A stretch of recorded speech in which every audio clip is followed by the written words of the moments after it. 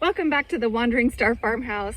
It's sunny this morning. I've got an umbrella out to keep the sun off me while I talk to you about a couple reasons why you might want to stop buying your seedlings at the big box store. Now, in reality, I don't care where you get your plant starts. You can keep getting them from Lowe's or Walmart, but I have found real benefits from finding somewhere else to buy your plant starts. So what am I talking about? What are the other options of places to buy plant starts? Well, you're going to have to do a little bit of looking around. You're looking for old-fashioned mom and pop type stores.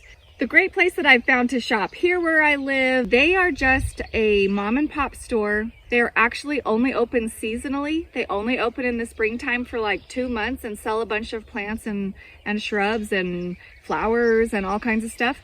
They do have a Facebook page, but a lot of times these kind of places don't have any social media like that. And so it's really hard to find information other than like word of mouth or just like stopping by. In Texas, the place where we got plants like this was actually a farm co-op. It was a cooperative where, you know, you could go and pick up bulk animal feed and stuff like that as well. But then they had a really good plant selection. And then another place where I am getting starts here is actually just someone who has a home business and they grow a bunch of plant starts and they sell them just on their property. And we just found them just driving back and forth between different locations kind of outside of town, and we drove by them. One great resource for finding shops like this or places like this is actually going to be maybe like your sweet old neighbors, an old lady neighbor who likes, you know, to grow a beautiful flower garden, or an old man neighbor who is, you know, still out there at 75 years old tilling up his patch of soil each year to grow a vegetable garden.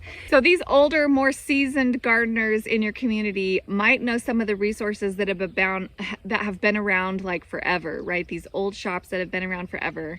And one of the great things about these shops is that they often can have really great prices. The cost of plant starts from the big box stores has just gone up and up the last couple of years. And it's to the point where you can just get one 4-inch pot for like $6.99.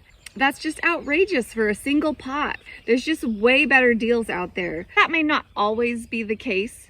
There's a couple of stores here that are local shops. They're kind of more specialty, more boutique-y. They don't have great prices. I mean, they're comparable to the big box stores. So it is worth it to take some time to look around and figure out what's around you. These little 4-pack cells at the Market by Me are $1.79 a piece. All of the vegetables in these little 4-pack cells are $1.79 each. Now, the second reason I love shopping at places like this is the variety. I find that these little places can often have way more variety than your basic big box stores.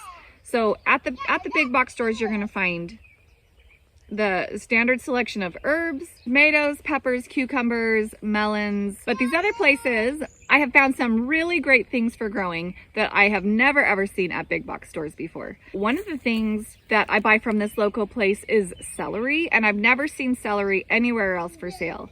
And it's really great because celery is one of those things that I use a lot of. Last summer, I was able to freeze a little bit of like onions and celery to use through the winter when I'm starting soups and things. So celery is a really awesome thing to be able to grow. Also, the local place sells these onion starts, and you separate all these out and plant them. And I have started some of my own this year, but I picked up these ones that they had for sale as well because these ones are red.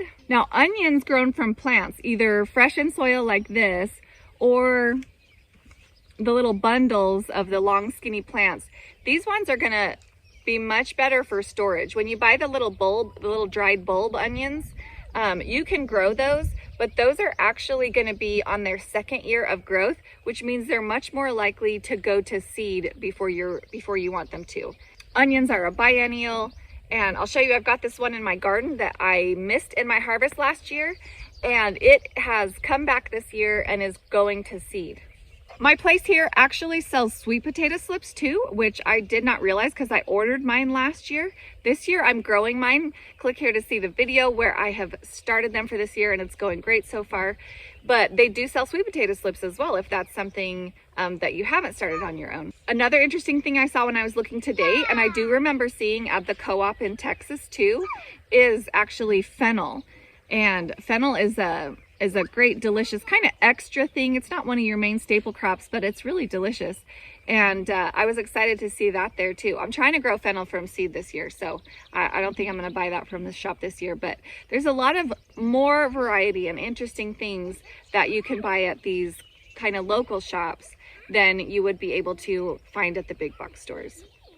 Now, the last reason why I like to shop at these kind of local shops, other than the price and the selection, is frankly, I really want to support kind of the local network and the local supply chain for acquiring these plant starts. A lot of times these local stores are supporting local nurseries to get in their plant starts. They're not getting plants in from Bonnie or whatever. They are supporting local nurseries, and obviously definitely the people who I buy from their roadside stand, I am directly supporting neighbors in my community.